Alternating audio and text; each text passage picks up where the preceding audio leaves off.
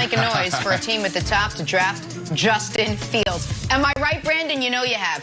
Right now, Fox Sportsbook has the Niners plugged in as the favorites to draft Fields at 3, followed by the Falcons, the Broncos, the Patriots, the Lions, and then the Jets. Fields was great at Ohio State. He set multiple single-season records, and that's why he's in the conversation now. We got a former Buckeye, now Big Ten Network analyst James Laurinaitis join us. James, good morning. Thanks for being with us. Good morning. You covered Justin Fields all year. How do you assess Justin Fields?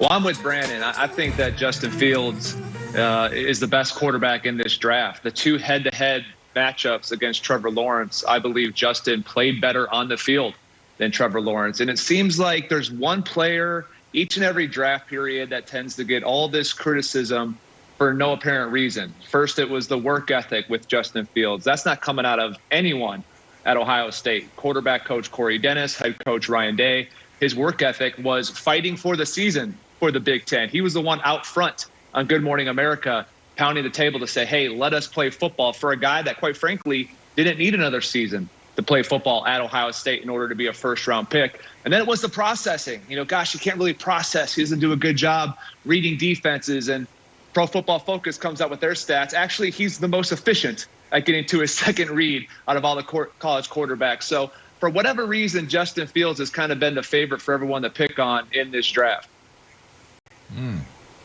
Why? I mean, it makes no sense to me. What I've been saying all morning, what I've been saying for months is if you go back to 2016, 2017, we were talking about two quarterbacks when we talk about the class, Trevor Lawrence and Justin Fields. So, James, you've been covering this guy all year. Man, you got to give me more, because I just don't understand how for years we're talking about these two guys, overall quarterback Trevor and the best dual threat quarterback in Justin Fields. And now all of a sudden, Zach Wilson, Mac Jones. Is this criticism, obviously it's not justified, right? But why are they doing this? There's two games, Brandon, that will scare you. It's Indiana, where you're a 3-touchdown favorite, and the game was in control for Ohio State. They were in complete control, and then Justin Fields throws some interceptions. Indiana fights back. So I'm not going to make an excuse for Justin Fields, but I'm going to try to give an explanation. Justin Fields had played exceptionally well the first few games of the season in a really shortened season and a lot of uncertainty.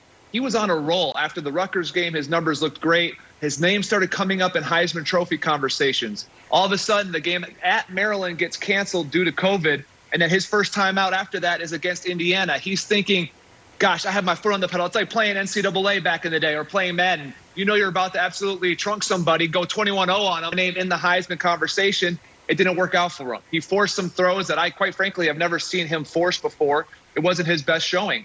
Then he gets back on track against Michigan State, goes on to finish the season Northwestern game without Chris Olave, his number one wide receiver on the perimeter. He doesn't have a good game. He only throws for 100-something yards. Not very good as far as his standards. But then we get the Clemson game. 6 touchdowns accounted for, 1 interception, outplays Trevor Lawrence again. Oof. I don't understand why all of the conversation around him has gone this way. Quite frankly, before the draft, I was hoping and praying he would slide to Shanahan and the 49ers. And now I'm hoping that they're smart enough at pick 3 to select him. When looking at pick 3 and thinking he possibly could slide to number 3, James, obviously the defensive coordinator of that team went to the New York Jets. So when you look at this, I believe the criticisms against Fields is because he is so effective with his legs, while people may look at Trevor as more of a traditional pocket passing quarterback, even though Trevor has wheels as well. But looking at this Jets team, James, is this a fit? Do you see this as being a mistake if Salah goes in a different direction based off of maybe some of the outside noise that is coming towards Justin Fields? Yeah, well, I think Zach Wilson's going to be a heck of a pro as well. For me, I want to go with the guy who played in the bigger games, a guy that everything is kind of comparative. I want to see who played against the higher competition. It's not always a direct correlation to NFL success. For Justin Fields personally, though, LeVar, I want him in San Francisco. I want him out in the Bay because I want him in that roster, in that situation. It's nothing against New York. I believe that offensive coordinator, Mike LaFleur, is going to do a nice job. I think that they have some pieces, but there's a further away from success. And you guys know this. A lot of time, your NFL career is all dependent a lot on the situation, on the coaching staff, who believes in you, who's going to support you, especially at the quarterback position. So for Justin, because I know him somewhat, I want him to go to San Francisco because I know that roster is really close to getting back to the promised land versus the New York Jets having to be around all that media scrutiny. Oh, what? Isn't that what you want? That's what you should want for your boy. The Big Apple, baby. What are you talking about? Don't do what no one's ever done before. The Big Apple hasn't been good for anybody recently. Yeah, that's true. Oh my goodness, James! Stop it. Let's take a turn. Let's talk some defense now. So our Joel Klatt ranked the top 50 players in the draft, and his top 3 guys on defense were these 3 right here: Virginia Tech corner Caleb Farley, Penn State linebacker Micah Parsons, and then you got Bama corner Patrick Surtain. So we've heard all about the offensive guys, but James, who do you think is going to be the best defensive player to come out of this draft? Come on, James. Bring it home. Well, I know LeVar's going to like this one, but I got to go. I'm going to go with athlete. He needs to say athlete Micah Parsons underneath that because this young man, having covering some of Penn State's games, talking to defensive coordinator Brent Pry, he said, look, Micah hasn't even played linebacker for that long. He rushed the passer in high school. He was kick returner in high school as well. He would argue with the Penn State coaching staff, put me back, let me return kicks as a linebacker. You want to talk about scheme versatility, Micah Parsons can absolutely fly. Think of a guy, different body types, but Devin White for the Buccaneers, how he can change a defense. He can be all over the field. He can cover tight ends. I think Pro Football Focus had him as the best graded blitzing inside linebacker that they've ever studied. I mean, that's high praise. He's the guy, LeVar, you know this. He's the first true or redshirt freshman to ever lead the Nittany Lions in tackles at that historic school. A lot of really good linebackers. Call it linebacker James. I can't do it on national television. I can't do it. Nope. Do it on national television, James. Can't do it. Maybe some decades, LeVar, but I think it shifted a little. Anyway, we won't get into all that. But I love Micah Parsons. I get it. And I can't wait. Scheme versatility. You want him to rush. You want him to cover. You want him just to play a normal linebacker. He can do it all, and I think he's a rare special talent that's ascending. You know, you talked about talents and who they play against and that mattering. Looking at Micah Parsons, I always tell people ask me, if you could compare him to a player, who would you compare him to? And I'm going to throw this one out at you.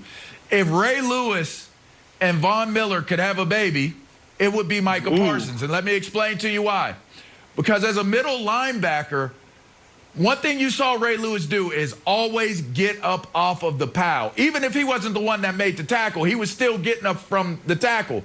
That's Micah Parsons. You made mention of that being the first one ever in the history to lead the team as a true freshman.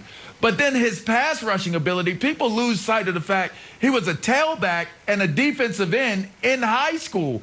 And so, as you mentioned, he's just now really learning the position of being an inside backer. But it's that explosion, you know, that we saw in you when you were playing, that we saw when I was playing. When a Big Ten linebacker shows the closing speed, that acceleration that Micah Parsons has, you can't pass up on that type of talent.